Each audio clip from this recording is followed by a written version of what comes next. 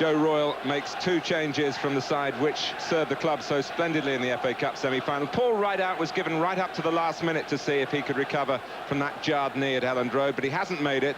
But Daniel Amokachi showed what he can do as Rideout's replacement in the semi-final, and he's in from the start for only the 3rd time since Mike Walker left the club 5 months ago. The other change sees the cup-tied Earl Barrett regain the right-back spot from Matt Jackson. And it is the last match of Duncan Ferguson's 4-game ban.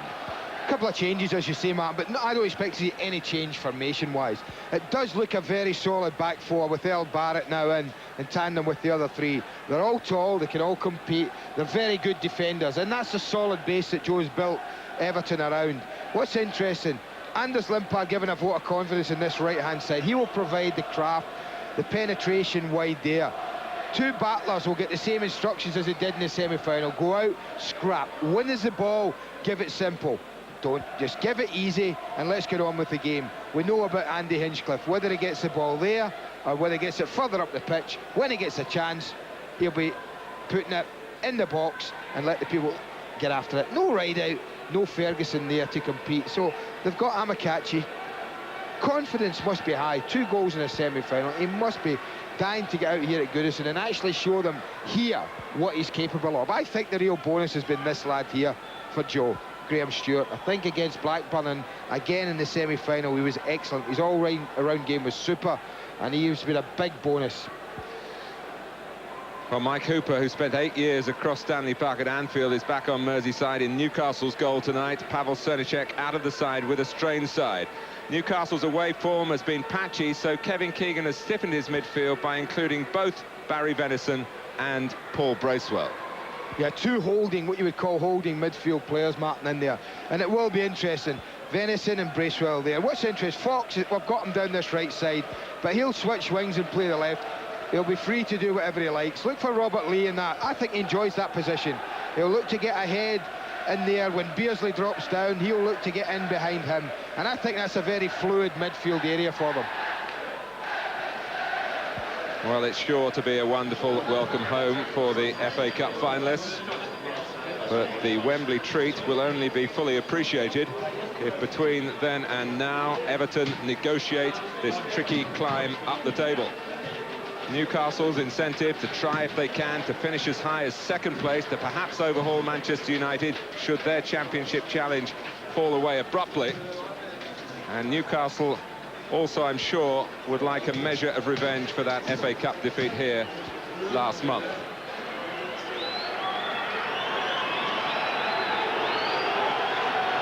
There's certainly the support to sustain Everton's search for safety tonight. Last Sunday's events at Elland Road guaranteed a great atmosphere at Goodison Park. It's Everton against Newcastle United, and it's live after the break.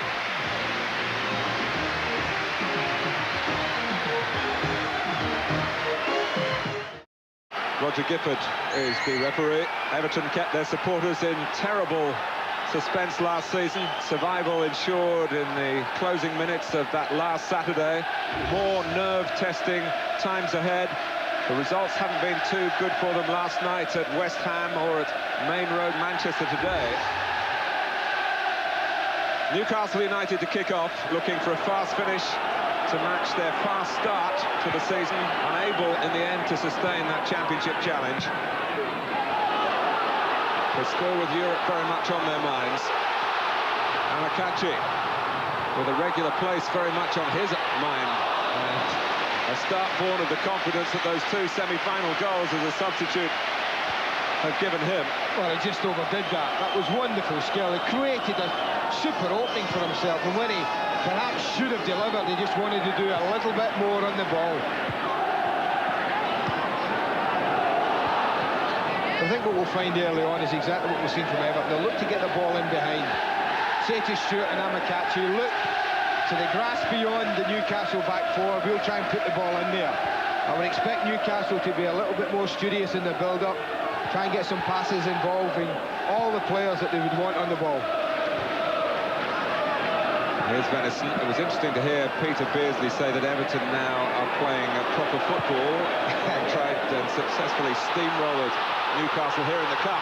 Amokachi and following up with Stewart. And suddenly there, again, Everton with a sharp cutting edge to their attacking play. And here they come again. That was Limpar. This is Barry Horn.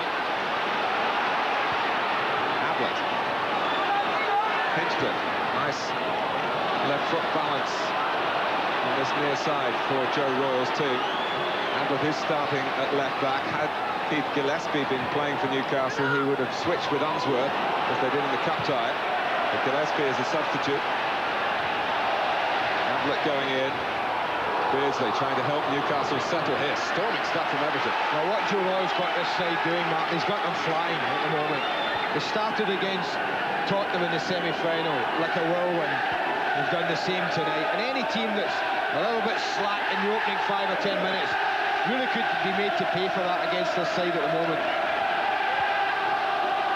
And the support, which is right behind Everton in their time of need in the Premiership. Graham Stewart, whose form has really picked up with another opportunity. Man of the match in the semi-final. He scored in the last 2 games, having been out of the side prior to that. As I said earlier, I think he's been the bonus mark for Joe Royle. First choice strike force not available. And up popped Graham Stewart with valuable goals and performances. Long throw from Hinchcliffe, looking for Watson. Bracewell, who had 5 years here with Everton. Kitson.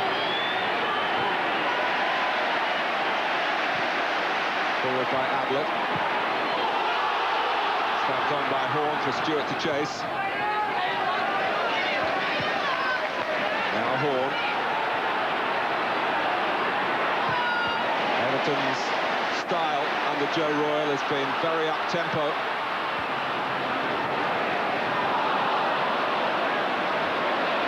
And the points they've taken since Joe took over as manager have been impressive.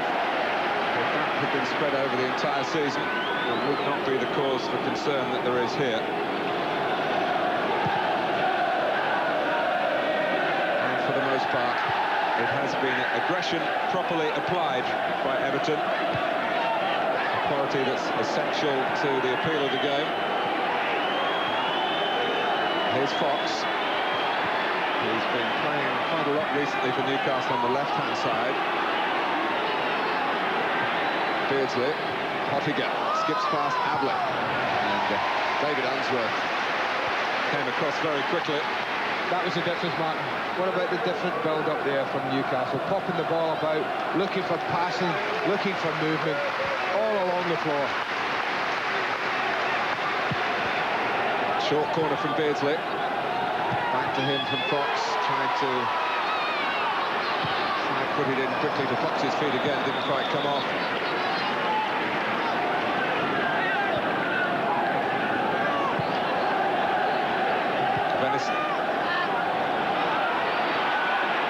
Bracewell, Kitson, good touch, Beardsley. Joe Parkinson doing what he does well, winning the ball in Everton's midfield. Stewart, looking to involve Limpar. Elliott, who's been the left back since John Beresford got injured here in the cup tie. Horn. Stewart trying some trickery. And some strength as well. Comes for Hinchcliffe. Didn't come quite far enough for him to think about shooting with his left foot. Yeah, rather sat back on his right side for him, Andy Hinchcliffe. But Everton used Anders Limpar very well in the opening half an hour, Martin, of the game against Tottenham. And I wonder if Robert Lee gets caught in field, whether that's an area when if Everton get the ball, they can just put it into Limpar and say, go on, you've got a 1-against-1 against Elliott. If you fancy it, go take him on. Limpar was particularly wound up for that semi-final when Everton found out that Stuart Nethercoff, who's a centre-back, was playing at left-back for Spurs. And that was an area that Joe Royle felt Anders Limpar could exploit, and he did exploit it. Watson a real mountain in Everton's cause. The past 300 league games and the match against Blackburn, which Everton, without several regulars, really should have won. But they gave Blackburn 2-goal start in the opening 6 minutes. 6 minutes gone here, and it's been pretty much all Everton.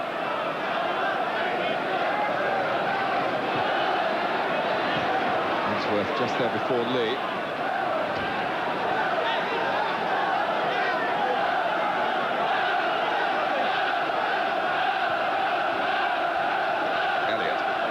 Dixon trying to stay onside. Southall obviously misjudged the flight, whether it was up in the glare of the floodlights, possibly.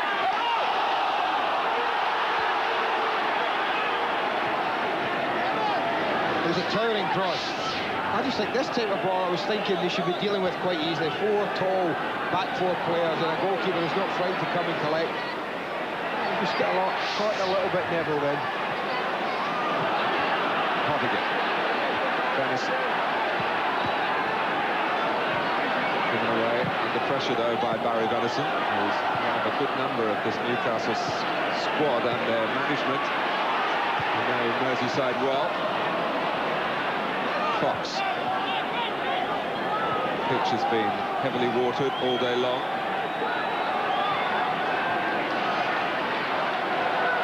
Lee. Kitson. Beautiful play from Newcastle. Robert Lee, who's had no luck really in front of goal in the last few months after that electrifying start to the season. And he got 11 in his first 11 games. That was beautiful football from Newcastle. Super build-up. So typical of their play. Look at the pass. Look at that pass and move. And he leaves El Barrett for dead, who followed the ball. And he's a little unlucky it sat up for him, Robert Lee. But that's the fascination in this match, is the central midfield. I thought Everton won that battle. It was their power and strength that won the day against Tottenham, who I think didn't perform as well as they can because Everton didn't allow them to. Newcastle will employ the same sort of tactics in the central area, looking to pass the ball around. It's going to be fascinating who comes out on top. Venison. Pressure applied again.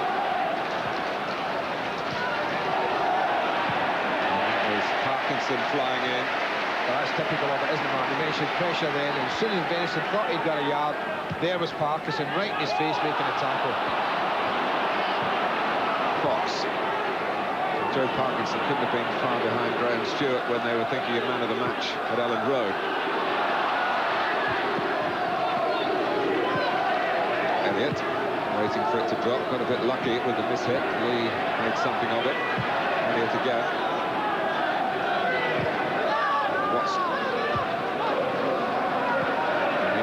Time. We'll need Unsworth as well.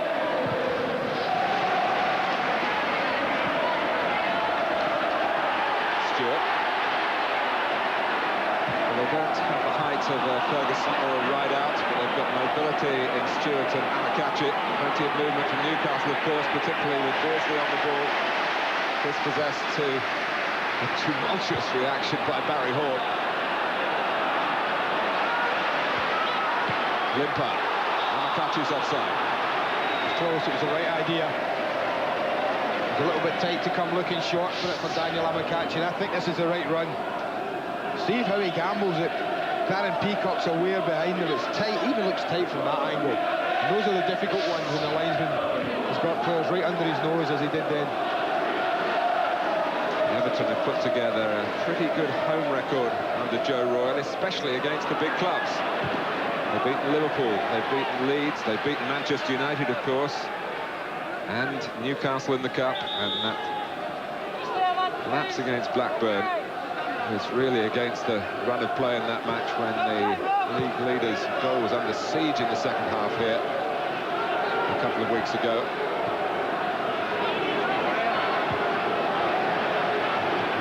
Venison.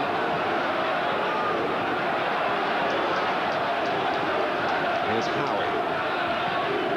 On personal levels, had a good season. He's played for England for the first time. He's in a position at the moment as Watson seeks to exploit that. The pin was plugged by Peacock.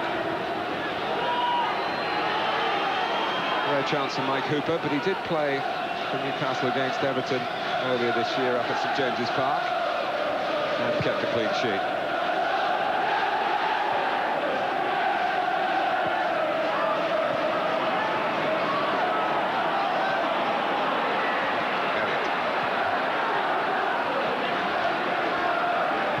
Lee, Fox sticking to the right-hand side in the opening minutes here. Hinchcliffe doesn't get it totally away.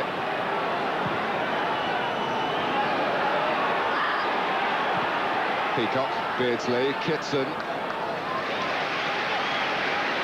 No time to dwell on that because Neville Southall bowled it out very rapidly again, trying to continue the speed and the spirit of this Everton start.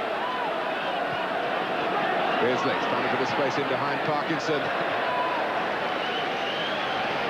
as he looks for this 100th goal. Well, looks as though it's been a long season for Kevin Keegan. Just a little bit deep at times, Everton, early on in the match. I think they're a little bit wary of what they're playing against. Look how deep they are. Look how much off the play they are. 3, 4 blue shots in the line against ball kicks, and I just think they tend to drop off a little bit early. And that's helping people like Peter Beardsley who would like that all night. Negatives. Paul. In behind Elliott for Limpar. Elliott's got back. Limpar fires it in. And it needed stopping by Mike Hooper down by his left-hand post. The surprise element made it difficult. I think Mike Hooper's got half an eye on the cross here. He sees that starts to edge to his right.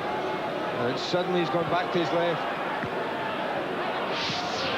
In the end, it was comfortable. He'll be happy to make a save like that early on in the match.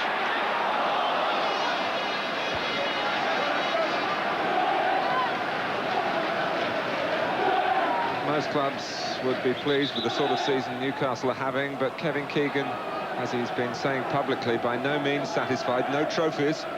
They have maintained their standards in the league. The domestic cup runs have been a little longer, and they got that taste for Europe, but they'll be deeply still regretting blowing that 3-goal advantage they had against Bilbao in the UEFA Cup.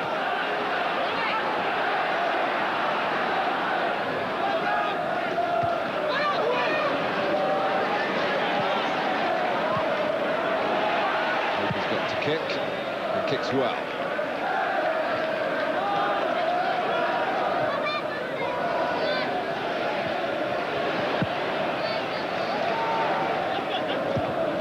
It's out. That's one of the efforts from Limpar.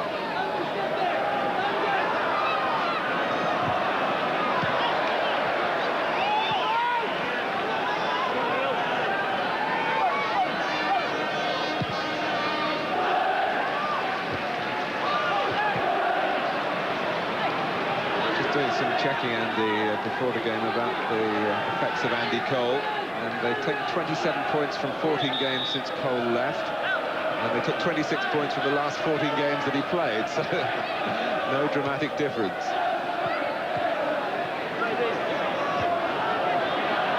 Kitson's done a good job. Trying to get it through for Beardsley. He should have nailed Barrett then. Nothing. He had to be strong against Peter Beardsley. Got good defensive qualities. That's why he's back in the side. Yeah. Unlucky Matt Jackson, of course, scored the first goal in the semi-final. And one would think would have an FA Cup final to look forward to. Injuries notwithstanding, he's a substitute tonight. And of course, Barrett did play for Aston Villa earlier in the competition.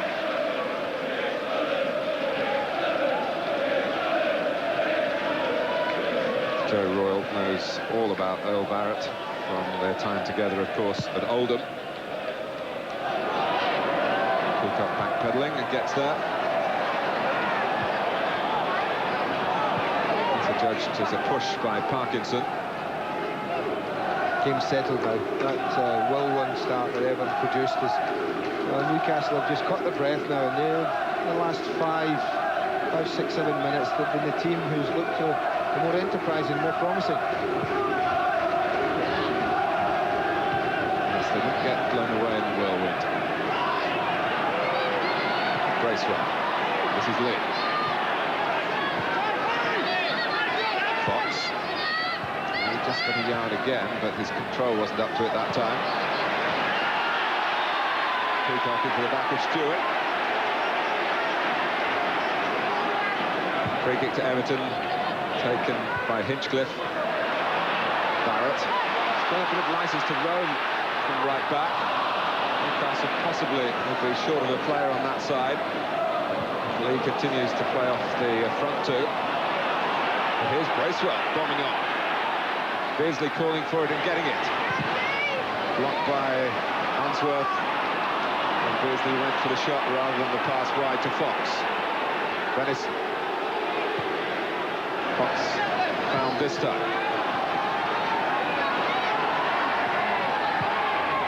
Ottinger. Beardsley, he's got a chance here. Oh, Neville Southall stopped Peter Beardsley reaching this landmark of 100 goals for Newcastle United. Oh, it's one of his former clubs, Everton. First of all, Beardsley's skill when he receives the ball. He could have easily taken the shot on here. But watch the way he drags it inside Unsworth. He turns his back on the play, and he thinks he's got his 100th goal for Newcastle. And that's a save right out the top drawer. It really was. Amokachi to Limpar. Stewart goes near post. Limpar driving on himself. The pass never came. Barrett. Amokachi. Stewart. And the Nigerian lets fly. Suddenly, you sense he feels at home in England. It hasn't always been that way through the winter months. Good response from Everton. Almost got a goal down and immediately strike back. Nice interplay, good movement. Hits it fairly well, but not enough to trouble Mike Cooper.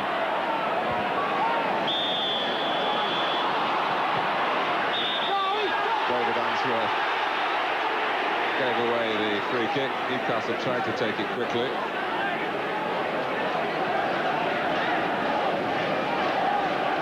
So now with Everton perhaps restoring a little bit more organisation and discipline to their defending. It's rolled short by Venison. He gets it back from Lee. Fox to the right. Plenty of striped shirts forward.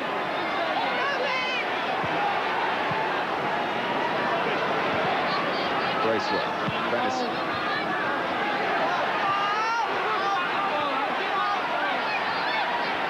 Bracewell makes the hole for Fox to run into. Mobiela having to do the retrieving.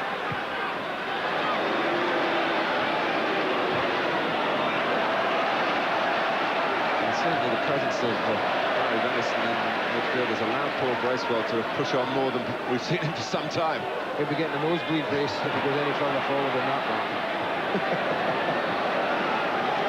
But you can understand the reasoning. And Newcastle won their first 5 away games in the league, but have only won 1 on their travels in 13 since then, and that was at Ipswich.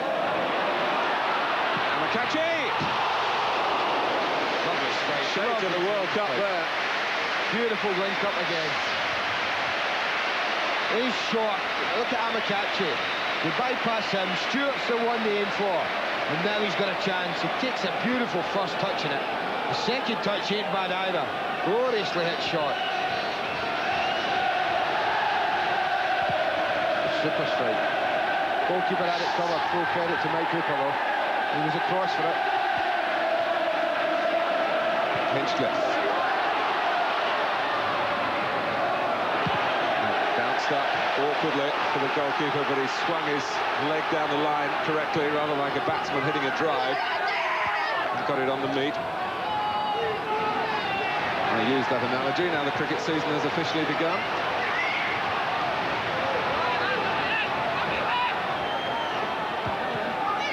Hinchcliffe.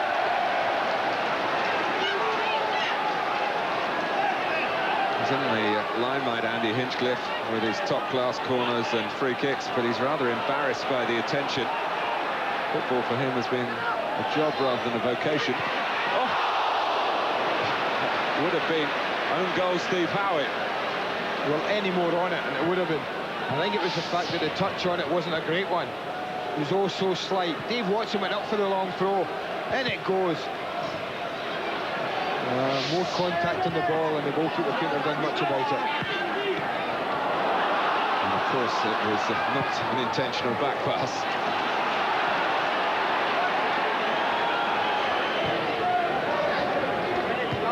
Parkinson. People got a bit close to each other then. Stewart was racing in to try and cause mayhem to the Newcastle centre-backs.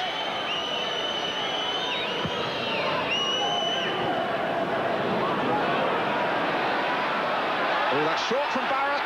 Kitson. And it's a goal kick to the relief of Earl Barrett. He got away with it, Earl Barrett. They were a little bit sloppy. Barry Horn's header, and well, I think Dave Watson saying, go deal with it, Earl. He got nothing on it. He had a little tug there, you can see. I thought he did. He had a tug at Paul Kitson. Unfortunately for Earl Barrett, the referee didn't see that.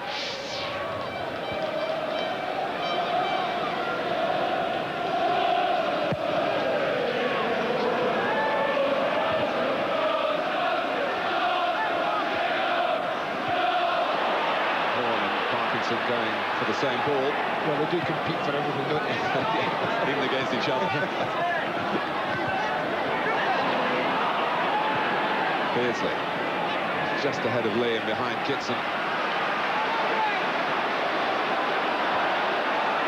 Limpar. Horn setting off, and Amokachi through the centre. Brilliant pass, great control, super goal for Everton. Absolutely splendid. Newcastle cut apart. Half of the Everton team go to Amokachi, the other half go to Anders Limpar. And Joe Royal quite rightly applauding this. I'll tell you who played a part in that goal, Martin, and that was Barry Horn without touching the ball. He made a wonderful long run, and that occupied Darren Peacock, who left Amokachi. Full marks to Limpar, because he spotted the gap. His first touch was an excellent one. And that's a superb finish. That's the finish of a man who's high in confidence. It's only his second goal in the Premiership, and the first was way back in September. Halfway through the first half, Everton score a goal that's certainly, in terms of quality, not in keeping with their league position.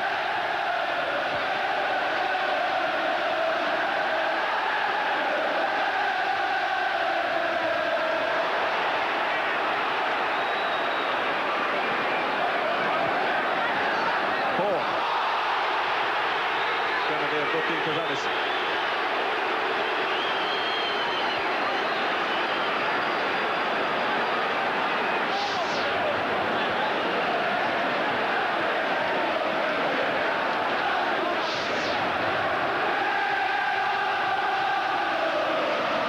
Venison was flying in. I think he was complaining that he got a little bit of the ball.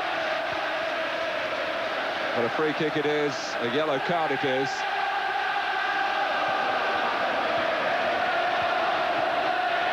Parkinson heads on, the linesman's flag goes up. Andy, I was just thinking, do you remember the first goal Manchester United scored against Manchester City in the derby? Kanchelskis and Cantona, top of the table stuff. It was. This is Everton. Limpar, Amokachi. I mean, that was a magnificent goal, Mark. The pass from Anders Limpar was just inch perfect. You couldn't get a better pass, and I'll tell you, you couldn't get a much better finish than Amokachi applied to it. Beardsley. For Fox. Venison, who's recently got his first ever goal for Newcastle against Aston Villa after a long wait. Amokachi's had a long wait too. But things are sorting themselves out now for the £3 million signing from Belgian football, who says he's happier, he wants to buy a house in England. And only a few weeks ago, there were mutterings, maybe not official ones, but certainly ones that were heard, that he wanted away. And of course, he's got a place in the final to play for as well. Duncan Ferguson will be available, right out as well. Here's Hinchcliffe across, off! That was Stewart. This is Limpar. Back with Barrett. Limpar again. Out comes Hooper with the fist. Well, it's no doubt, Martin. When Everton play the ball forward and over the top, that's when they've looked the most dangerous. Stewart. Through pressure from Amokachi, Stewart was nearly able to get in himself there. That was a chance for Graham Stewart. Not sure if anything happened, whether it sat up just as he arrived on the scene. But I felt sure he was sliding in to make it 2-0. Great movement, look at that, the 1-2. Steve Howe follows the ball a little. Now watch Stewart come in. Just bounces over the top of his foot.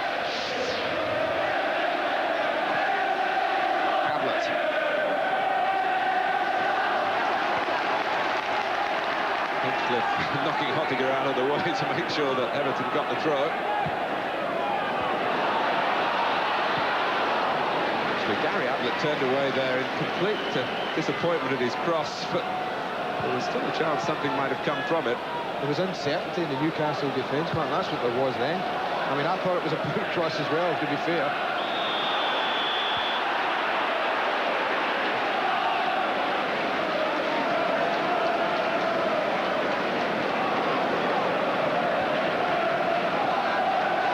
It's what happens here at home for Everton that really is going to decide whether they stay up or go down.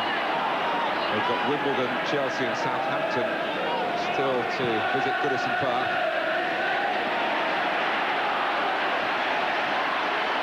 Stewart.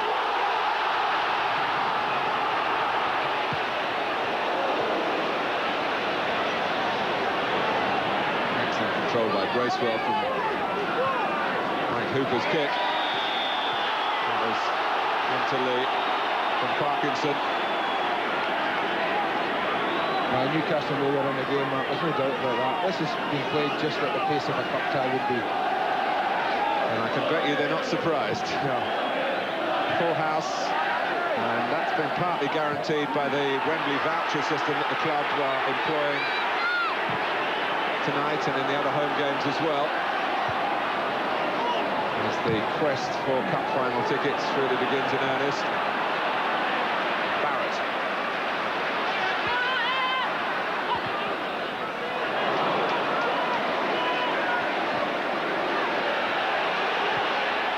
Well, Hooper played that without looking. Peacock had turned away. Kenny Keegan's up. He's up, Martin. He's not happy. Not happy at all.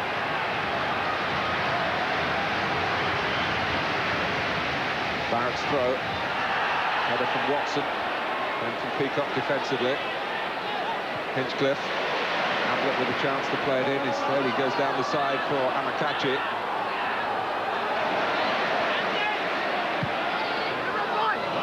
Unlucky. The idea was good, the idea was right. Graham Stewart provided the target deep in the 18-yard box. But it's certainly worth having another look at this goal. Look at Limpard, he gets time. He gets time to have a little look. And he drills a quite magnificent pass. And watch this for a touch. It's absolutely perfect. Sets it in front of him with his right foot there. Takes another one just now to steady it. There it is. Hooper comes down, he's on his way down. And that's a beautiful lifting of the ball over the goalkeeper while he's on his way down. Well, two players who perhaps don't always perform week in, week out. But there's no denying the talent. Anders Limpar and Daniel Amokachi. Barrett. There's Howie trying to set the right example. And here's Fox coming in from the left-hand side this time. One or two options. Beardsley had gone forward. It went square to Lee instead.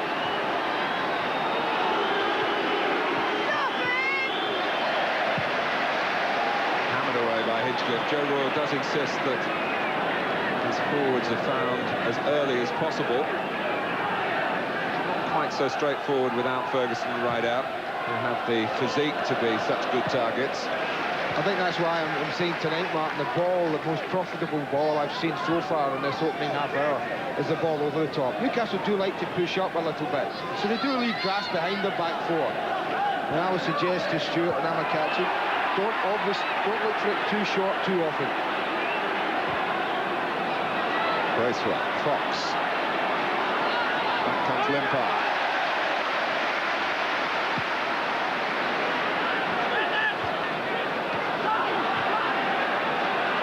Benison.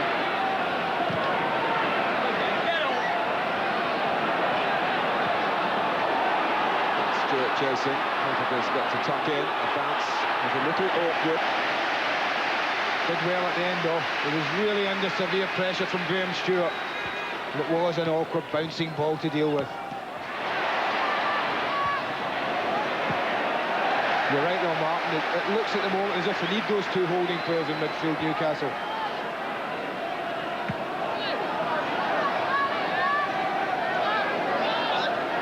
Benison and Paul Bracewell usually competed for the same slot since Benison's become a midfield player and an international one at that.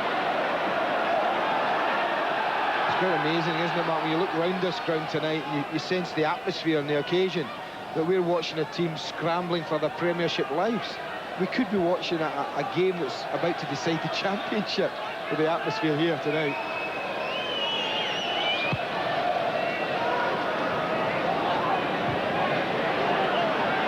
Well, there's one way to get rid of the tension, and that's to get to an FA Cup final, which of course has helped Everton's morale enormously.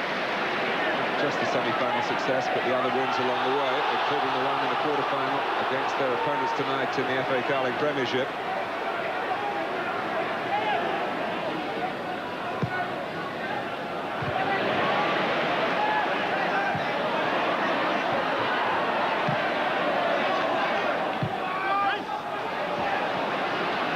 Andy, you'll have your task soon enough, I'm sure, to pick some of the goals of the season, but I think we've seen a candidate here tonight. Yeah, it was a super goal. I think the lads will enjoy looking at that again at half-time, man.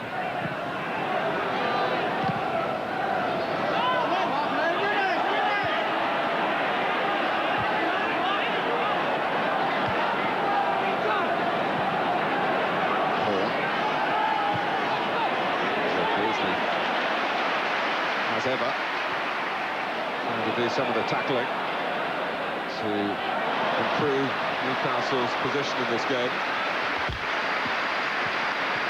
Well, Everton sold him for more than £1 million, which for a player then at the age of 32 seemed that it might turn out to be good business. It's certainly been good business for Newcastle United. Newcastle, through the Beardsley, spiritual homely sense. Look at that, Mark. That's what I mean about just the ball over the top. Steve Howe, 2-yard start on Daniel Amokachi. But within a matter of 10-15 yards, it was level pegging. The centre-back really struggling. Look at that. That's a good run from Amokachi. He made up his mind. I don't want it short. And look at that. He makes up the ground, and Howe really is struggling to keep him off. Watson. This one's gone.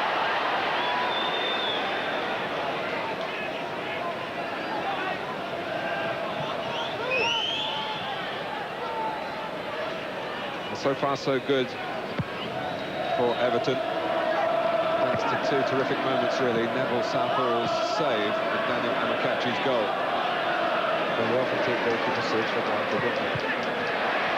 But 1-0 down, it might well have been a different game for the home side. He was in good form. Chatted to them in the tunnel before the game. It's his testimonial year, and we were chatting about popping up to do a couple of dinners with him, and I look forward to that in the coming few months. Well, if he plays every game between now and the Cup final, the FA Cup final itself will be his 650th appearance for Everton, which will be a nice landmark on a special day. He won the Cup in 1984, of course. Played in two losing final sides. Limpar. Early again, Peacock stayed on his line. Amokachi. Peacock was the player under pressure. Yeah, they should have dealt with it better than Peacock, I felt there. It's a big, high towering cross. He's got time to set himself. He's the centre-back. Now go and head it clear. Sets himself there, and he lets... Whether he misjudges it, I don't know. But he ends up scrambling it away. They haven't looked sure in the centre of that defence tonight at all.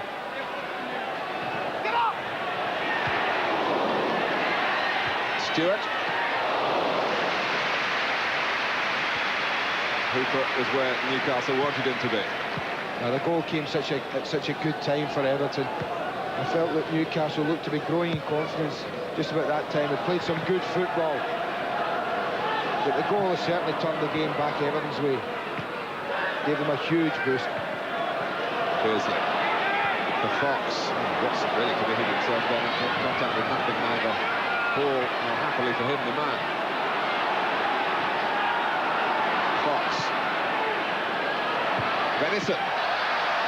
Not sure that Barry Venison was the player that Will Fox was really trying to pick out, but it was a headed chance from long range. Yes, it looked to slide off his foot, didn't it, Will Fox? He looked to be playing it across the face of the 6-yard box. It ended up across the 18-yard box. Difficult header from that sort of distance. Yes, he did about as well as he could have done, really, to get some power and some direction into it. And a real expectation of scoring. Here's Beardsley. And that's a good little spell for Newcastle United. Will Fox. Characteristic defending by Barrett. He's now got the type of immediate opponent that Joe Royle really had picked him to deal with. I think Everton expected Fox to play on the left and Gillespie on the right.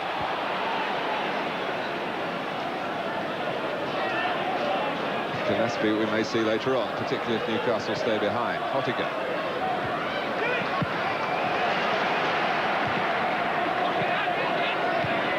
I think we might see both if they continue to stay behind that. Particularly, they may have to sacrifice one of either Bracewell or Venison if Everton manage to hold the lead or even increase it. Howie, it's a bit risky, but the confidence and the quality was there to clip it wide to Hottiger. Venison, Beardsley can turn. Not mean problems for his old club. Hits it. Beardsley skips past Watson, but Fox outside him. Beardsley kept going almost to bump into Will Fox. Great pressure though on the ball Everton produced at the edge of the box. It really was. Defensively, you couldn't have wished for any more. When they looked for a moment as if they were really struggling, and Beardsley played the 1-2, suddenly he was surrounded by 4 blue shirts. That was super pressure.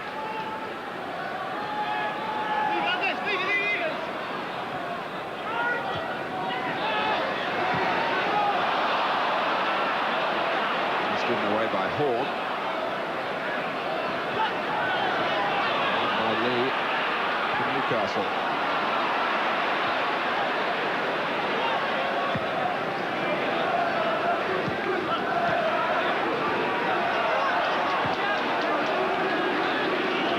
Must be a pretty content man at the moment, Martin, when you think of, as we mentioned, Ferguson and Rideout, who would, I think everyone would agree, would be his first choice front line at the moment.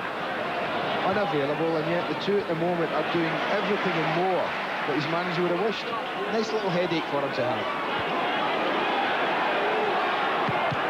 I just wonder whether Joe made the point to him as a great Everton centre forward himself, with Graham Sharp in the ground, Bob Latchford in the ground, and sparing your blushes, Andy Gray in the ground. Go out and show that the Everton strikers of the 90s can certainly live up to the standards set by previous generations.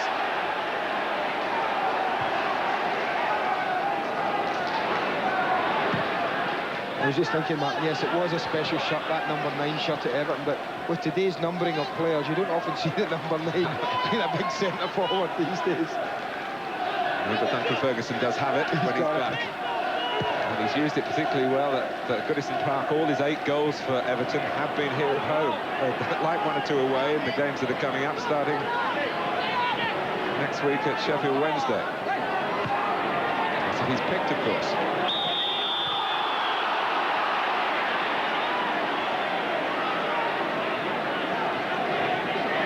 But with 5 minutes to go to half-time, they're certainly not home yet in this game, Everton. Well, there's a lot of football to be played.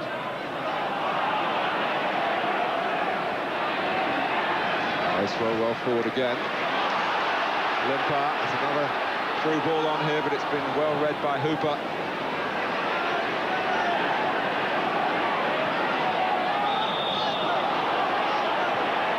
Very quick thinking at the free kick. Beardsley taking over. Fox on the left. Beardsley joins Kitson in the centre. Lee's there as well.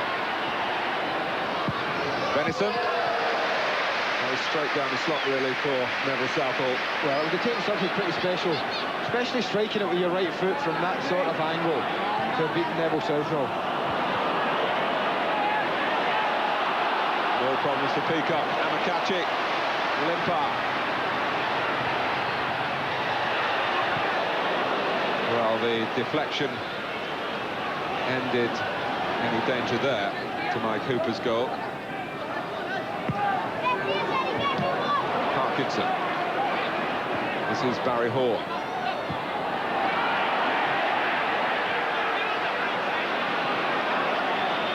Kitson keeping it going well.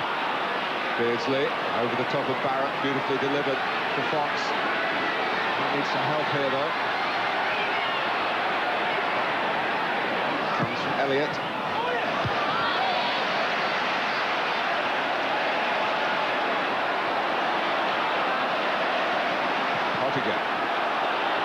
Against Bracewell.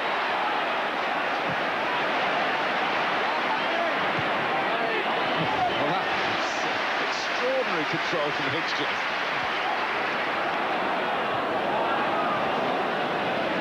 Monday night football for you, Easter Monday, and the top and the bottom very much to the fore. Blackburn Rovers against Manchester City from Ewood Park. Join us at 7 o'clock on Monday night on Sky Sports.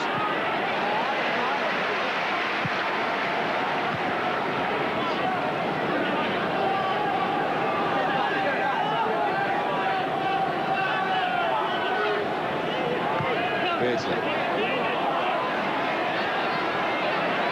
couldn't take it beyond Ablett. I've enjoyed this. It's been a super first half. Intriguing stuff, it really has been.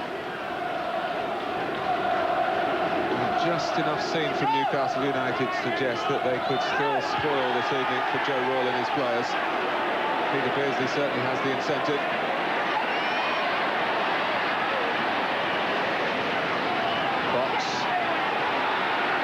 Kitson, belatedly coming on the scene. When he did, the ball rolled into his stride. You might remember he scored in the opening game of the season at Leicester, coming on as a substitute then.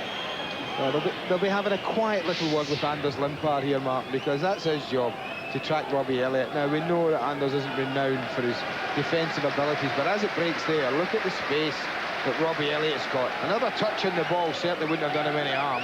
And I think one or two glances towards Anders, not to slaughter him, but just politely say, next time make sure you're in his area. Well, keep your concentration up, I think, because he's done pretty well defensively, but I'm afraid the brain had just switched off for a second there, and it could have been very costly. I'm a great believer, Martin. If you put players like Anders Limpar on your side, you have to accept that they're not going to always defend for you, but if they can produce what he has this half, and that's what I mean, one ball of such beautiful quality, then you have to accept that the warts that you get with him as well.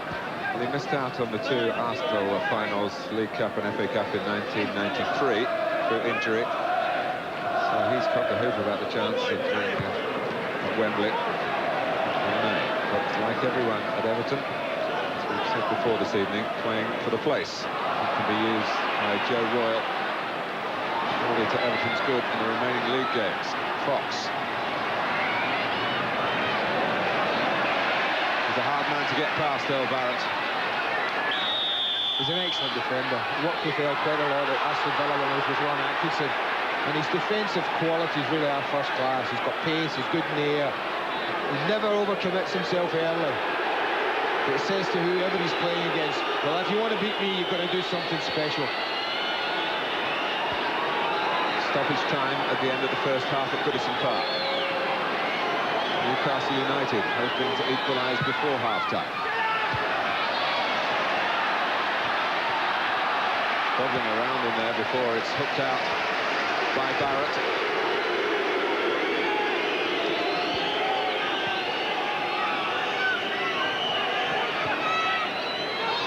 Much header from Beardsley.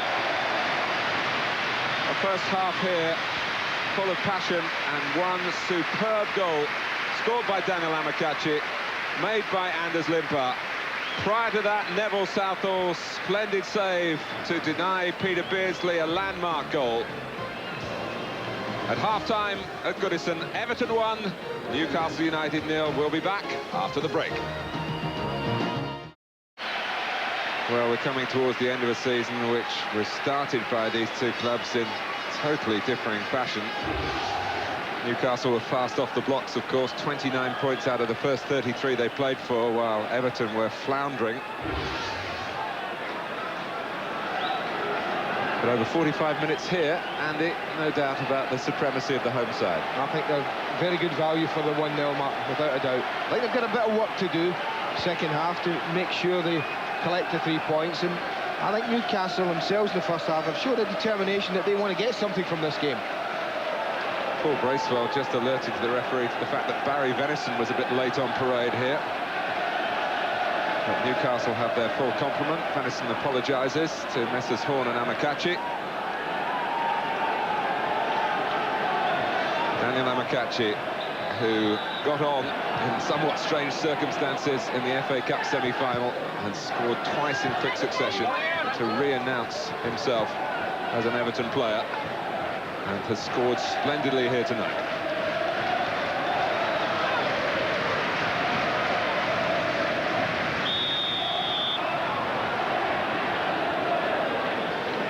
Push by Barry Horn on Paul Kitson.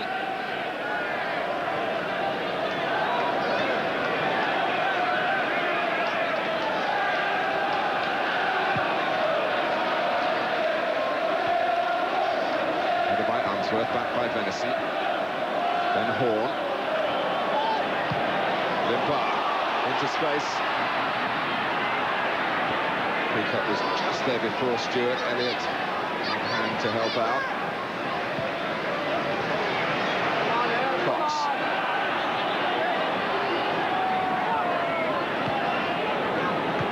Venison.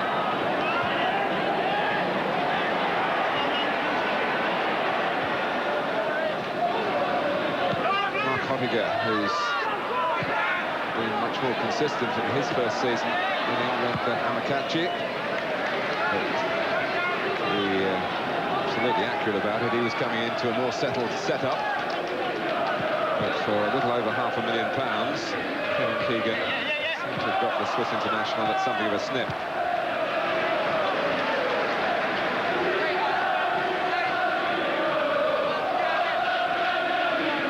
Beardsley came a long way to get the touch. Hottiger.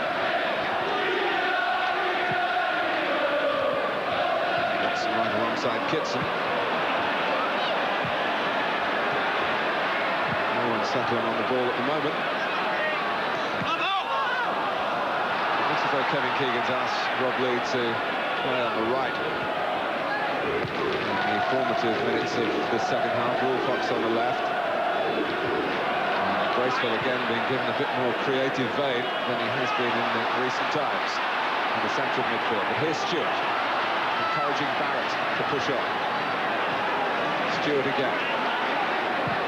Two in the centre. The numerical odds were in favour of Newcastle. Horn.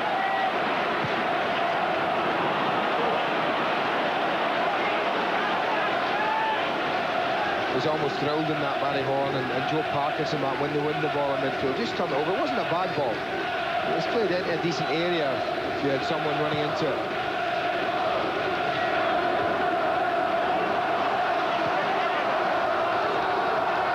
Kitson. Now Fox. So it could change away from Everton if they're not vigilant at the back. Hands go up. Appealing. Both defenders and attackers, and the referee rules with Everton it's a goal kick. Both defences are really playing differently in respect to Everton. When they lose possession, they just drop straight off the play. The back four, as a unit, just tend to drop off the play. Whereas Newcastle do try to hold a line. My only worry for Everton would be that when Beardsley gets himself in that in-between position, if you back off too far, then what you're encouraging Peter Beardsley to do is pull the trigger. And we've seen through the years that certainly from anywhere from 30 yards in, Peter Beardsley is capable of embarrassing any goalkeeper. The yellow card is shown to Ablett for a high challenge.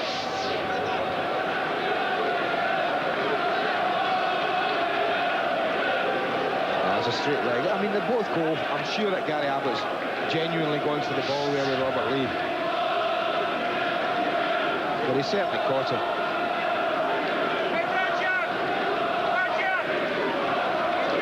Newcastle also lost at Liverpool last month before they came here and were beaten in the cup. They lost at Southampton. They did get a point at Chelsea, but only with a late goal from Ottiger, who takes the free kick here. So their confidence on their travels is certainly not as high as it once was. Everton will be looking for the security of a second goal.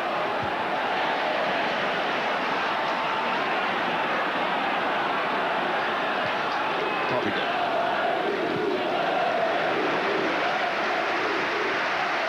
Crystal Palace were inching, they felt, towards victory this afternoon. A 1-0 situation. Along came Jurgen Klinsmann. Certainly Newcastle have got players of that calibre, even against a goalkeeper of this calibre. I think Joe Roy will be stressing to his players at half-time the importance of a second goal. I think there are teams where you can maybe defend against a 1-0 lead fairly confidently. I don't think that's the case with Newcastle. You've mentioned Peter Beardsley, there's Robert Lee, Wilford, Kitson, all capable of producing that one piece of magic to win out, to get a goal any time in the second half.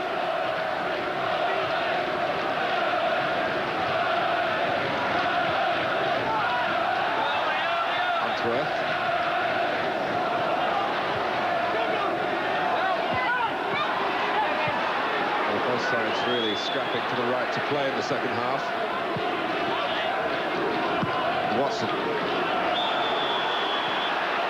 There's been very little dwelling on the ball. Kubrick has the chance to do that at the free kick. They're offside.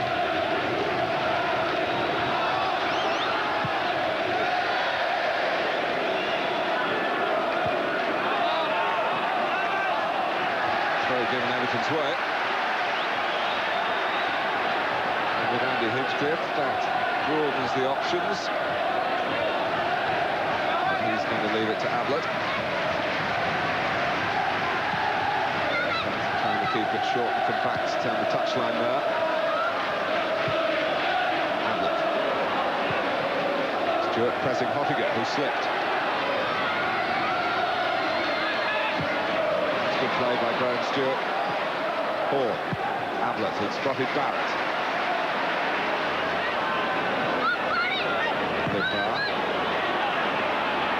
It was quickly on top of him. Whether Kevin Keegan's made a point about that at half-time, the two of them there, there's hardly floodlight between them.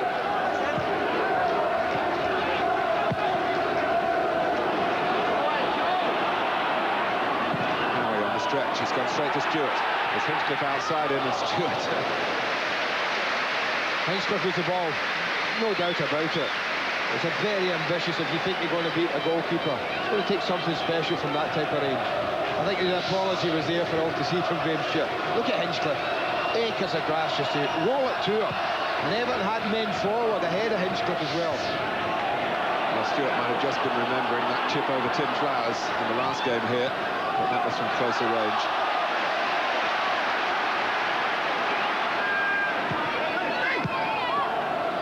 Amokachi. Took Elliott on his strong side and paid the price for that. Barrett nipping it. Limper. For Barrett. And scraped it back from the byline, but not very far.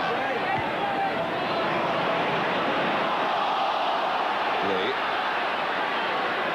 Once more Joe Parkinson able to get back goal side. Amokachi's got Stewart alongside him. Graham Stewart was often used at Chelsea and indeed in his time with Everton as a midfield man, but he does like playing up front.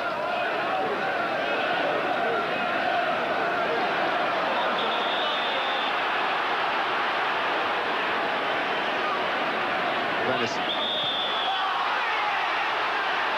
Obstructed. Well, that'll suit Everton if they break the game up like this, Mark. They won't want Newcastle to get any fluency into their play. And that's been the case at the beginning of this second half. It's been bitty.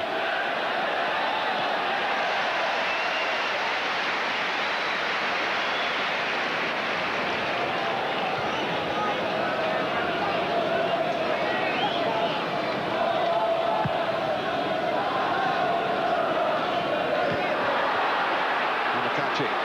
Everton would love a second goal just to settle them down. Limpar. Hinchcliffe. Amokachi! They've got the second goal! And it's Amokachi again! Well, if ever a man's season is turned round in 4 or 5 days, it's Daniel Amokachi's. Could do nothing right on his arrival at Everton. Suddenly, his season's turned to goals. He wins that ball there, and look at him. He heaves off to the danger area. But look at Limpar's part in this goal again. That's a magnificent flick. There's the advantage of going across the goalkeeper. We talk about it often. If you go across the goalkeeper, you have a chance, if he saves it, of that happening. If you've got a striker who's alive, Everton certainly have a striker who's alive at the moment in Daniel Amokachi.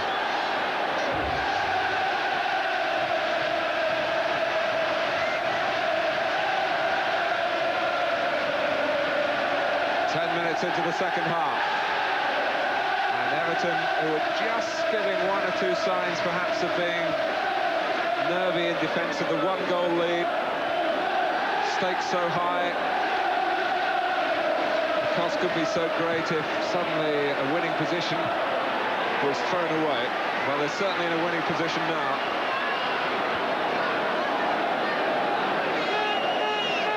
Limpar involved again, and Andy Hinchcliffe, and it's 2 for Everton, 2 for Daniel Amokachi.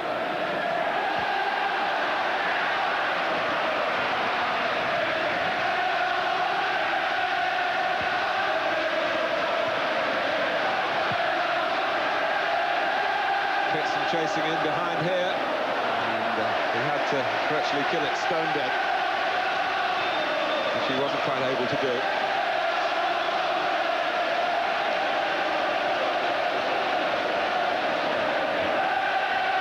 To remember, in thinking of Daniel Amokachi, although he's played in the World Cup, he's a long-time international for Nigeria. He's had a decent career in Belgium. He's still only 22, and obviously has the capacity to get better.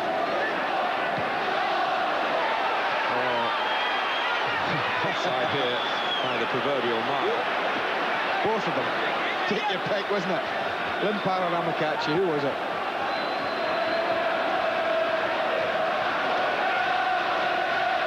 The Super Swede or the Admirable Africa.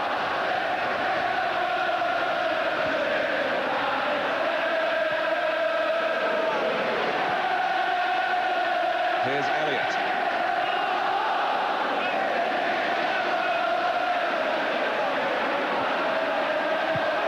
Barrett breaks it up.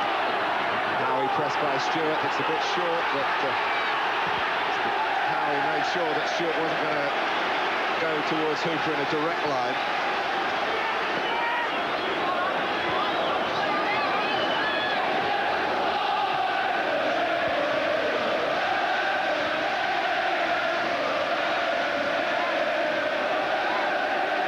Amokachi.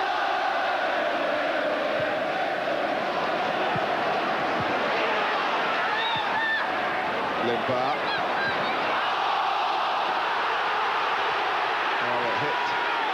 Amidst clamours for handball, Roger Gifford was well placed to see it and adjudicate.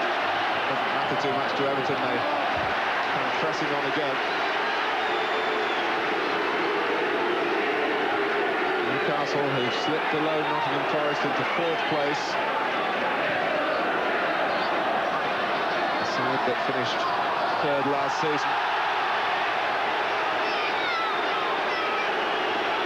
In the toils here at Goodison Park. Key moments the opening to the second half, but Everton have made them tell. This guy looks a different player to me, Matt. I watched him earlier on in this season, and he didn't look a player at all. Looked totally lost. no confidence, and suddenly now you see him tonight. What I want to say tonight about the goal from Amokachi, it's a great goal, but I think Kevin Keegan will be upset that his centre-back, Darren Peacock, hasn't gone and cleaned that out. That's a long ball down the pitch. You pay your centre-halves to head the ball. He was up against Graham Stewart. He should have done better, but from that moment, that was a super goal from Everton's point of view. But I don't think that Kevin will be too happy that his centre-back there just didn't go and clean the whole thing out from the long ball.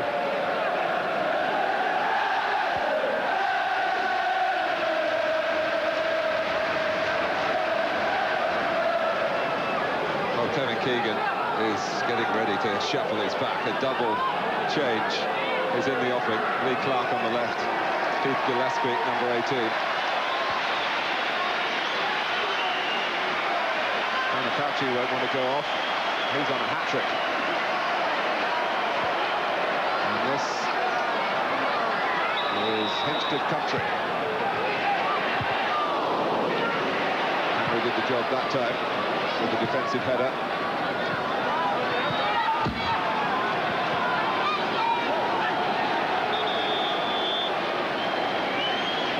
Mark Hoffiger is going off and Rule Fox.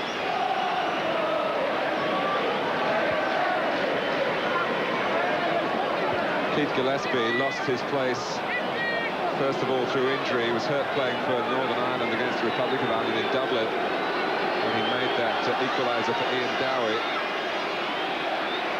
And Lee Clark, well, he's been on the verge of leaving the club in transfer requests. Kevin Keegan says he doesn't want him to go. Clark, very much a Newcastle man, born and bred. Well, he still has a part to play. He just wants regular first-team football. I'm sure he does, yeah. He'll play central midfield alongside Paul Bracewell. What they've done is they've pushed Barry Venison to right back. Keith Gillespie playing in the left-hand side. Looking for Lee. They're not going back the required distance.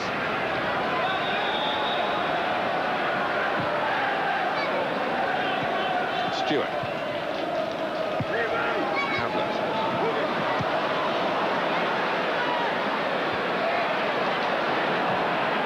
He turned into trouble. Howie.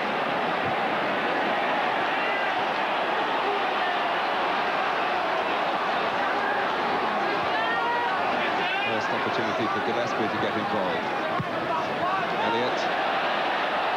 Oh, Kitson running away from the goal, was able to stick out a leg. He'd really been able to divert it back. Neville Southall might have been stranded. Yeah, tempted Neville. It's played deep to the back post, and he almost gets a foot round it. Amokachi still looks in a little bit of bother. Martinez hobbling about.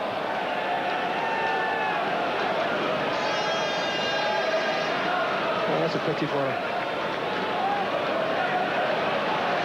Well, they're not going to risk further damage with so many fixtures to be played still. It's a standing ovation for Daniel Amokachi. And because of this, two very, very different strikes. One of sheer quality, this one. And the second, well, it's a bread and butter goal. Sets it off himself, but this is where strikers earn their corn. In and around the 6-yard box. The build-up's good, but when it pops out the goalkeeper, he can't put it away. Amokachi's on hand. That's bread and butter stuff. Well, Tony Grant has come on. A 20-year-old Liverpool born. He gets a challenge in there. Down goes Stewart. No reaction from the referee.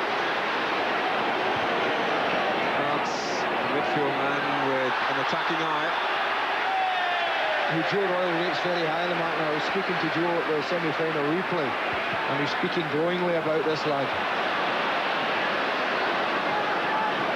He'll be a player, is what I think Joe said. That's exactly what he said. There'll be no higher compliment from someone of Joe Royal's experience than that.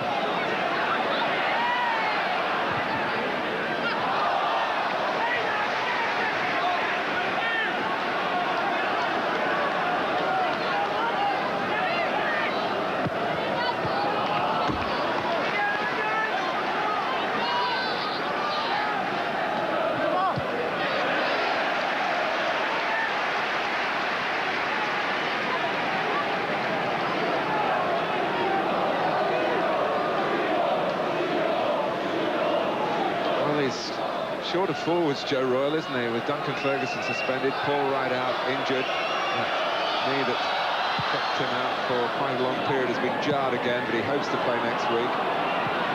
Stuart Barlow was scheduled to be a substitute tonight, but he wasn't quite ready. That's why Grant got the nod.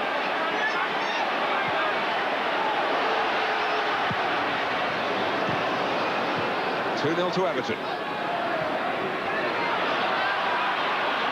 Here's Clark.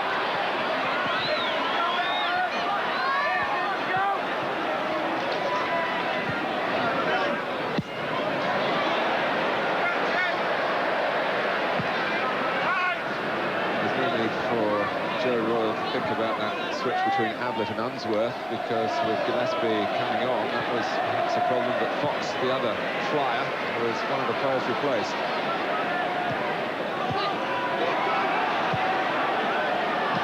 Kitson. Here is Gillespie, of course, moved to the northeast when Andy Cole moved to Manchester.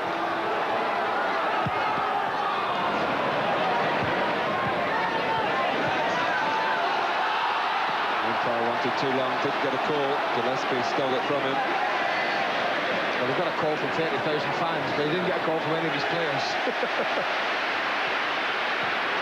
Bracewell. They're winning the battle, Martin. Everton at the moment. Newcastle haven't really been able to string any sort of passing movement together in the second half. And that's purely down, I feel, to the pressure that Everton are exerting in that midfield area. Just like that. As soon as anyone wants to put their foot in it, there's a blue shirt right in their face, making a tackle, putting them under pressure, making them play it quickly.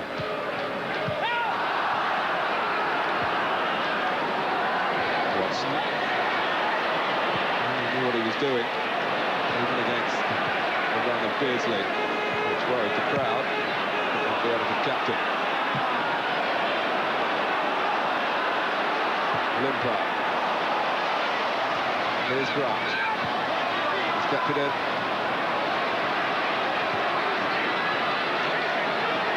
That was a wonderful pass from Limpar. Outside of the left foot. Again, inch perfect. Tony Grant incidentally made his Everton debut up at Newcastle earlier this year. Very different circumstances. Everton had Barrett and Horn sent off, lost 2-0. And they are now with the full 11 on the pitch and winning 2-0.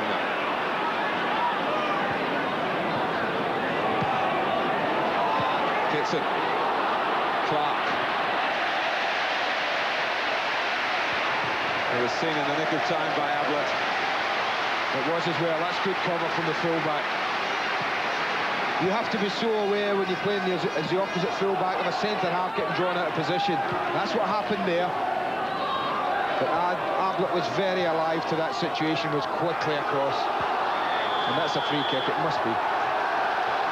Well, I don't know whether Keith Gillespie wanted it to be given, because he kept going with the ball. He almost has his jersey off here. El Barrett, as Gillespie wins it. Now look there, tugging away.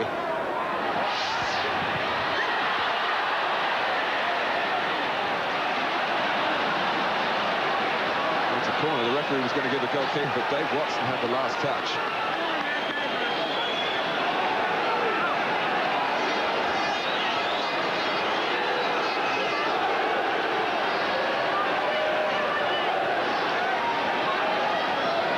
Newcastle looking for a route back into the game. Howie, Peacock in the thick of things. Southall calling and catching. Yeah, don't get in his way. He is a big lad and not one to be stand in front of when he's at full pelt, as he was saying. Good defending from Watson. But look, get out the way, El. Smart lad. Let him get it.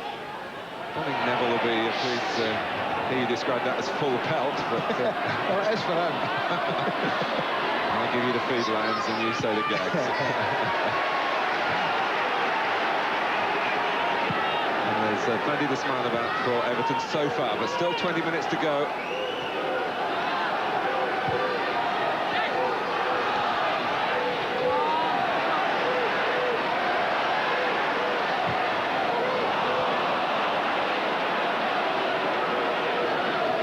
Bracewell. Benison now right back. To the corner from Peacock. They've got a throw off the head of Unsworth. And the percentage game really isn't Newcastle's game. Interesting to see what Kevin Keegan does in the summer in the transfer market. He has been unlucky without Philly Balbert, such a charismatic character and a fine player.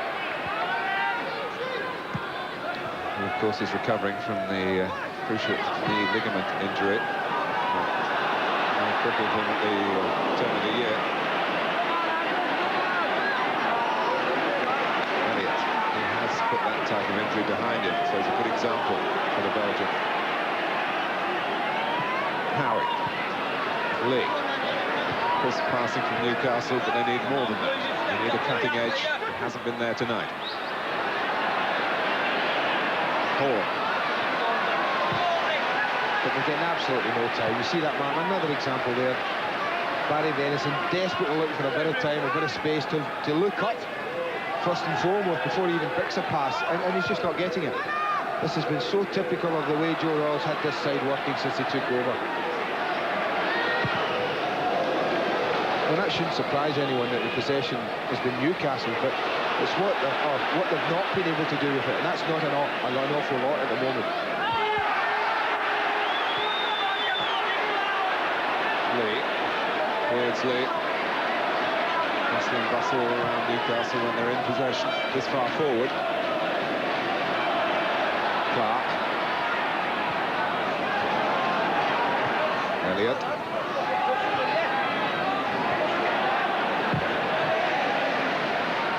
Bracewell. Certainly done his best to put on a performance back at Goodison Park. Kitson. Oh, that could have fallen for Beardsley. It was lucky. Everton that went Parkinson's way.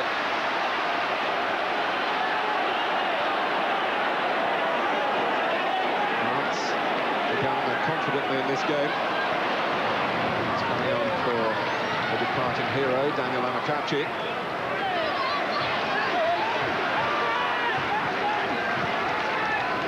Barrett.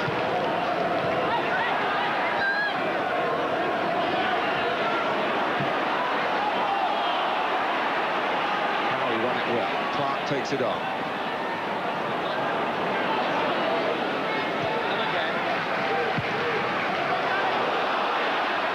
The teamwork that was such a feature of Newcastle in the first half of the season hasn't been quite there in recent times, particularly away from St James's Park. Their home record, of course, remains splendid. It's 15 months now since they last lost a league game in Newcastle. Well, Kevin Keegan is a very deep thinker of the game, Mark. There's no doubt his major concern will be their away form. It's something that this summer I'm sure he'll be addressing with Terry McDermott and Derek Fazakalay's coaches there, and trying to put right whether that's with bringing in new players. I'd be very surprised if Newcastle don't go into the market in the summer. But their home form, excellent. You can't fault it, as you've said, but you've got to start winning away from home a little bit more often than Newcastle have been doing this season if you want to be serious championship contenders.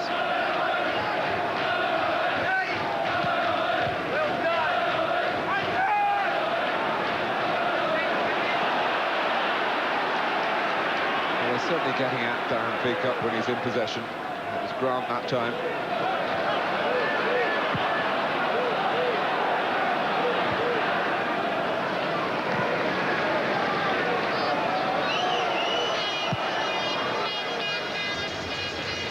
Nice crowd, almost 35,000. They've seen Everton score against Newcastle in the Premiership for the first time, not once but twice. 3 previous meetings, all Newcastle wins.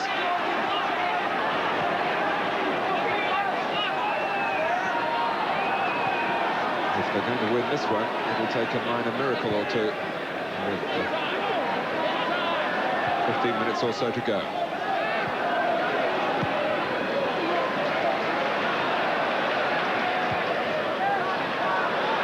Hall.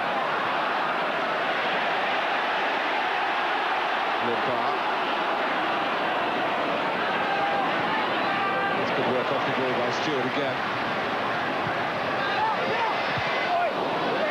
Front and near post, and it was Anders Limper coming in. Not quite a la Duncan Ferguson at the far post. You can see quite clearly the way, but no way they're overcommitting. Both central midfield players are well back and off the attack, as if to say, well, if it breaks down, you know, we're here. We've got the four central defenders, or the back four players, and the two central midfield players just in a nice little slot here if anyone breaks clear.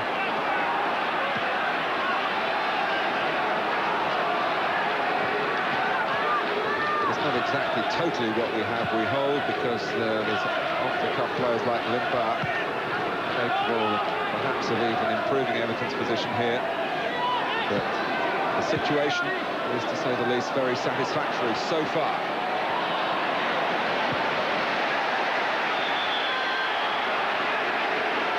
What Everton have done is they've won the game, in my opinion. They've won the game with 15 minutes to go, and what they won't do, or what they won't do, or won't want his team to do, is give Newcastle a chance by throwing men forward needlessly.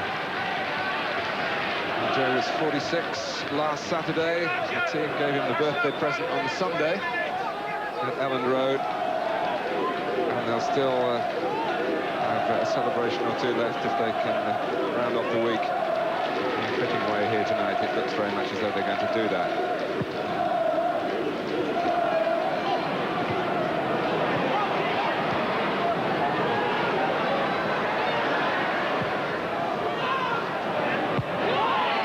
Everton have, it seems, had a good day.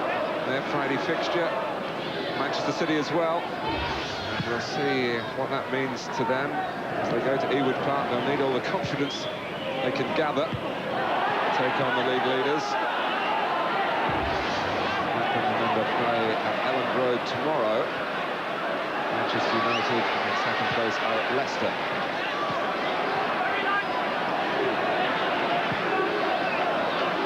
Peacock, problems here for Newcastle.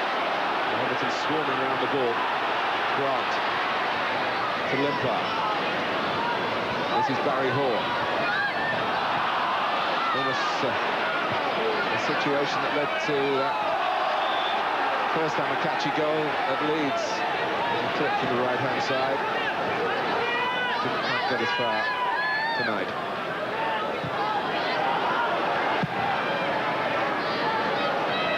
For Newcastle. Well, Kevin's one of the most honest managers that you'll ever find in football, Mark. And I think after the game, he honestly was saying that his team haven't done enough as far as he's concerned. I've been disappointed with them second half. I thought they might up the tempo of the game. I thought they might ask more questions. But I don't think they've tested Neville Southall the whole of the second half. Everton have looked very comfortable at the back. This is rather, as we've been saying, the way Newcastle have been away from home over the second half of the season. Now Lee, who was booked earlier, he has to go off. Robert Lee is sent off for 2 cautionable offences. 2 goals down, and they're down to 10 men, Newcastle United. Yeah, you see this tackle here, he goes in, and he takes his legs. You know, it's, yeah, and technically it is a bookable offence, Mark. He's brought him down. Having already been booked, he's risking the red card. Glanced on by Stewart. There wasn't further punishment.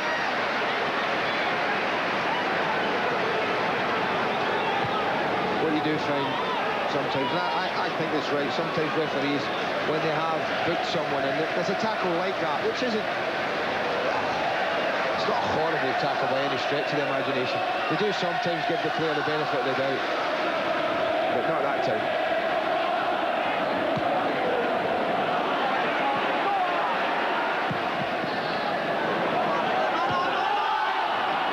Strange, really. Robert Lee, like Newcastle, has had a season of 2 halves. Sensational the first part of the season. And it's not gone so well since the turn of the year, and an unusual blot on his record. He's certainly not one of the game's hatchet men. Kitson going in.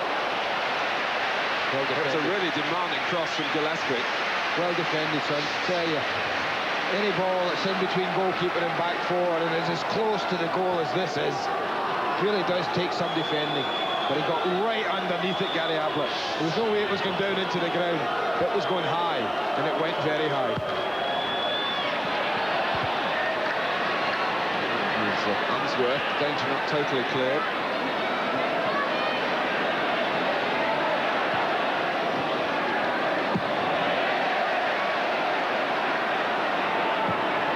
Bracewell. Peacock jumped into Unsworth rather. He got up, not complaining. Beardsley tries the early shot. Comes for Gillespie. Well, playing on the left-hand side, he's got the capacity to switch it onto his stronger right foot. His one Premiership goal came, of course, against Newcastle for Manchester United earlier this season, coming in from the left. He certainly can do that. And he's unfortunate. It sat up for him, rather. He was leaning back as well. Combination of both, sent it high and wide. But if it was tough for Newcastle before the sending off, well, you just get the feeling that it's mission impossible now.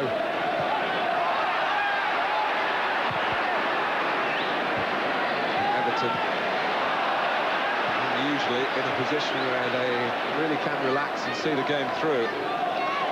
That might be the one thing that allows Newcastle back into it. And I think that's the one thing that Joe Roy will be stressing if he can from the dugout, is not to relax. Keep the same tempo. Grant. Well done, Robbie Elliott. Beardsley, quick header. For Clark. Beardsley's there again. Gillespie. For Clark. Beardsley. Back to Gillespie. Right foot has failed him the second time. They were so close when the ball came back Beardsley's way, just away from him. Well, it's pretty close, attempts in goal. But I think if you look at on target, you see a huge difference.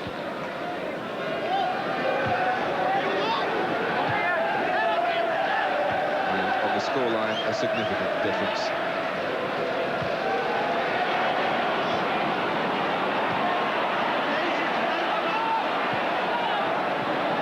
Beardsley. It's a brave response by Newcastle though in adversity.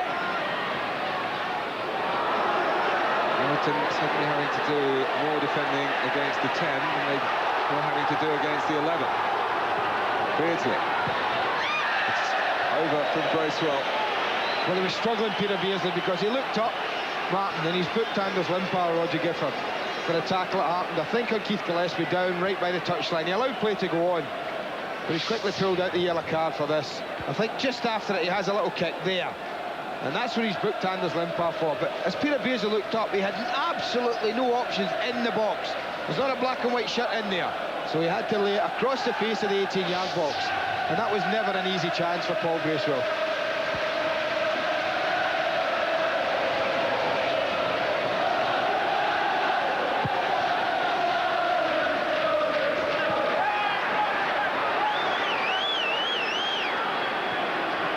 Even the draw would have taken Newcastle back into third spot above Nottingham Forest, still with a game in hand.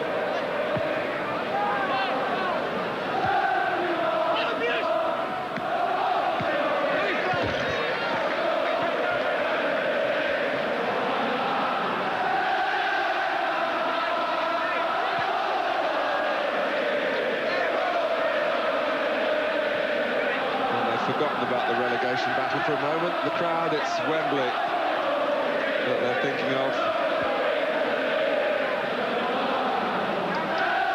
I just look at this Everton side tonight and against Tottenham, Martin, I think they've got too much to go down. I would be amazed if they don't get enough points to stay up. I really would. They certainly haven't been playing in recent weeks, like I said, who are struggling. And I think they'll use that semi-final win as a springboard to secure their Premiership survival.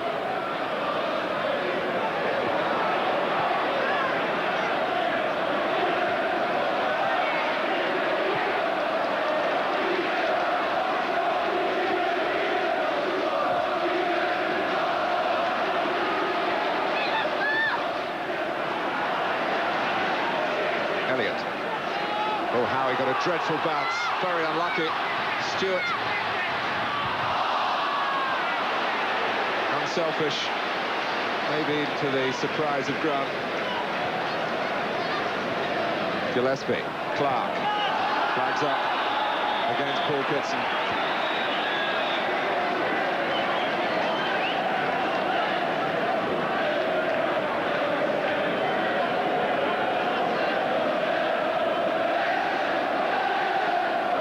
It's fair to say we talked, Andy, about Newcastle's wanting to be second, wanting to clinch this European place, but Everton have had more to play for tonight, and it's shown. I think that's, somebody said to me before, Andy, what do you fancy? And I said that in games like this, I look at who the result means more to, and I felt the result meant more for Everton tonight, and I thought they would shade it. But I think they've won it more convincingly than I thought.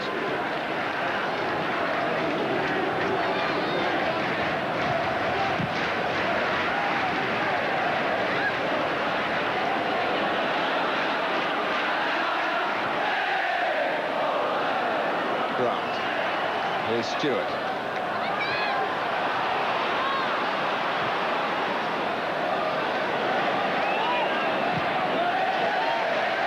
Andy, and maybe the man of the match tonight hasn't finished the match. That's correct, Mark. He hasn't finished the match. He's 2 goals and a constant threat for an hour in the game has made Daniel Amokachi my Carling Premiership man of the match. And this bread and butter goal that's so important to him.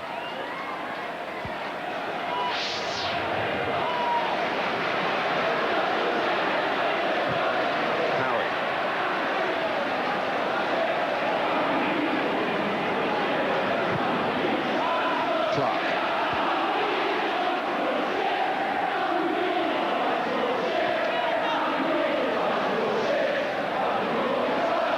Beardsley.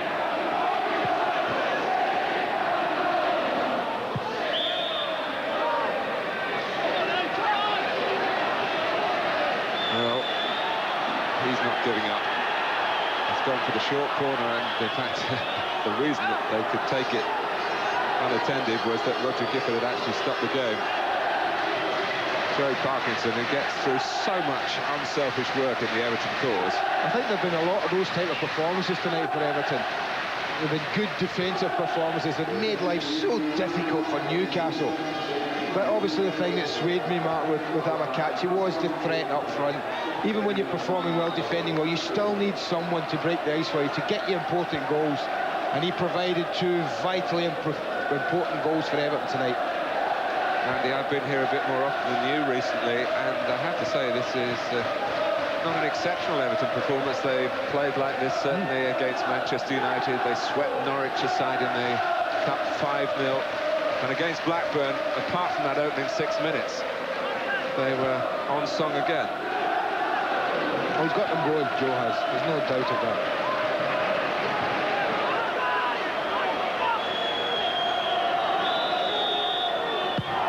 Here comes the corner.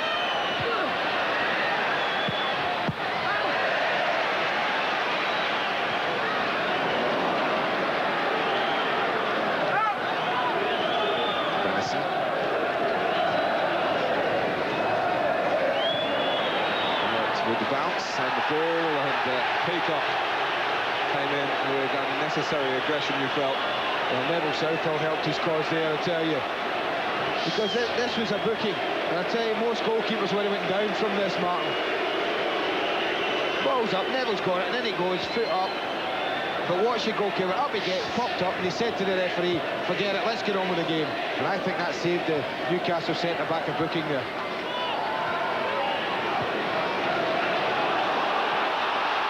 Flag has gone up. Very late.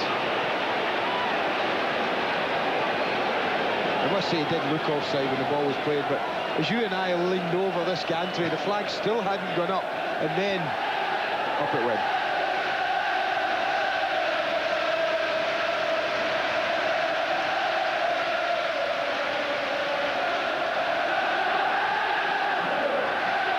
Everton still going about their business, and they might be rewarded with a 3rd goal here. It's Grant. Hooper had lost it. Horns right in there. It's rolled behind Stewart. It comes for Limpar.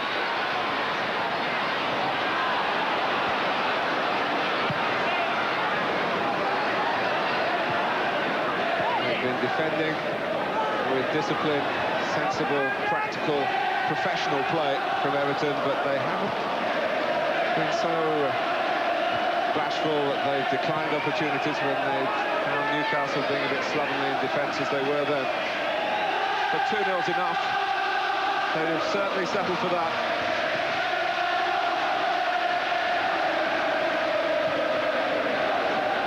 And 3 more home games to come. And Wimbledon, Chelsea and Southampton won't be relishing coming here, whatever their current circumstances at the time.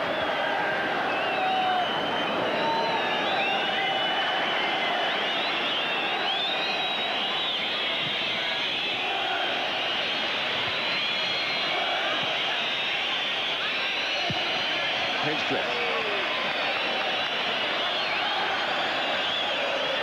And Matt Jackson is at least going to play a small part, is he? Perhaps not. The celebration. Well, why not? Perhaps Joe Royle wonders. He's had problems with his substitutions. Amokachi went on in the semi-final when he wasn't supposed to. Jackson seemed to be supposed to go on there, but he didn't go on. Here's Gillespie. All academic, really. Unless Jackson only gets the win bonus if he gets on the pitch. That happens at some clubs. Ian's money.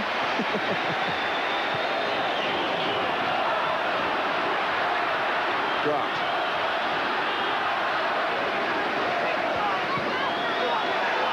There's no offside here. Oh, there's no chance in the end for Graham. Better weighted pass, yeah. A better weighted pass was needed. Roger Gifford looked across there to see whether Matt Jackson was still standing up. He's not. And it looks as though Joe Royle's going to go without making his second change.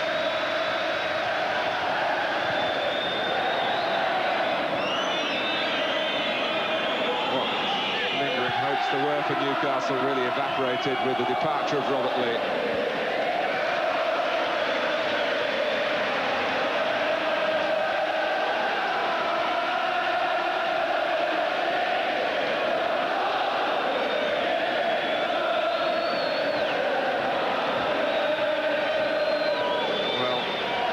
Sunday, Neville Southall made a save from Nethercott at 2-1 that could have made sure, really, the ball broke away, and Everton went straight up the other end to clinch the match. When it could have been 2-2, it was 3-1. Southall save from Beardsley at 0-0 here. A vital element in the Everton win.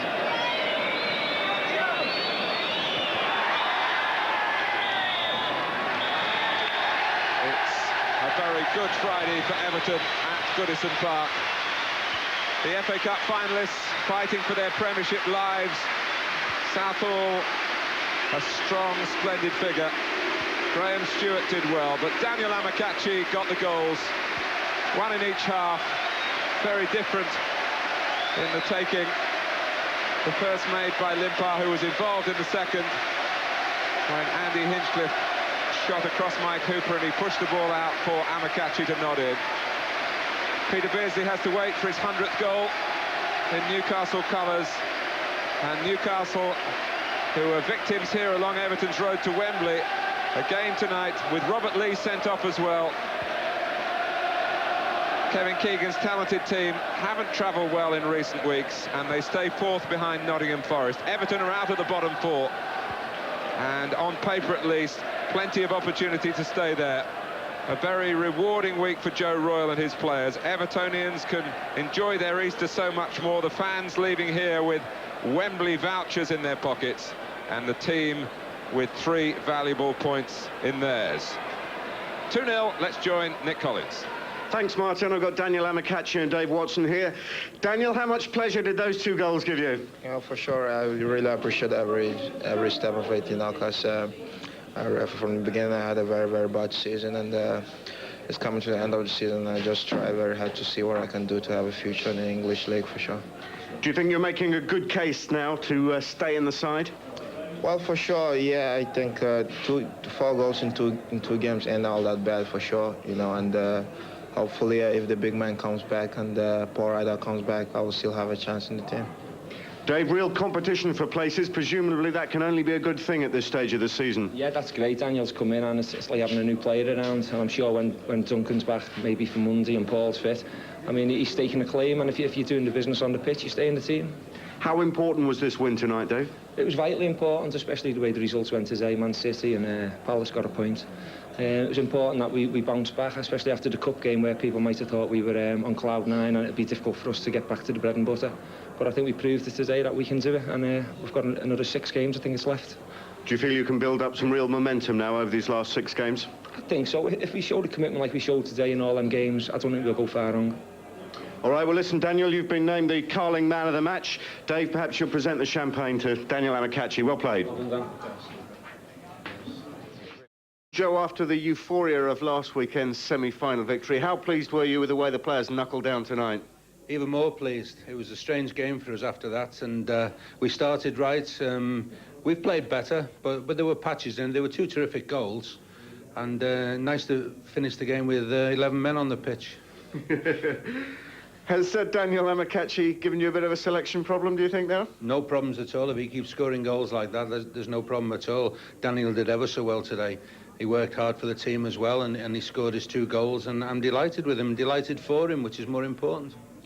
The victory takes you out of the bottom 4. From a psychological point of view, is that a big step? Well, it is, because this was a tricky game for us. You know, this is a hard game. Newcastle are a good side, a good passing side.